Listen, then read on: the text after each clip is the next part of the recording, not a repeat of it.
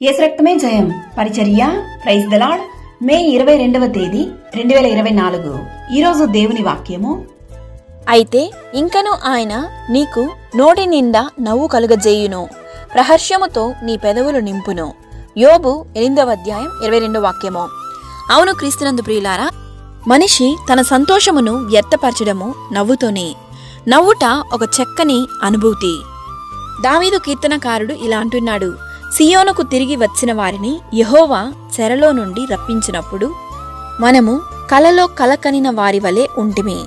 మన నోటి నిండా నవ్వు ఉండెను. కన్నీళ్లు విడుచుచూ విత్తువాడు సంతోష గానముతో పంట కోసెదరు.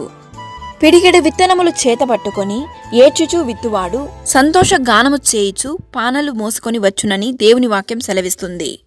అబ్రహాము భార్య అయిన సారా కూడా వాగ్దాన పుత్రుడైన ఇసాకును పొందుకొన్న తరువాత దేవుడు నాకు నవ్వు కలగజేసెను అనెను.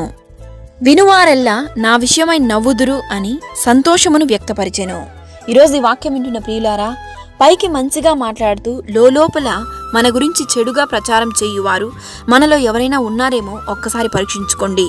యోబు జీవితంలో ఇలాంటి ఒక స్నేహితుడు ఉన్నప్పటికీ దేవుడు తన పక్షంగా గొప్ప కార్యమును సంతోషమును యోబుకు కలుగజేసెను.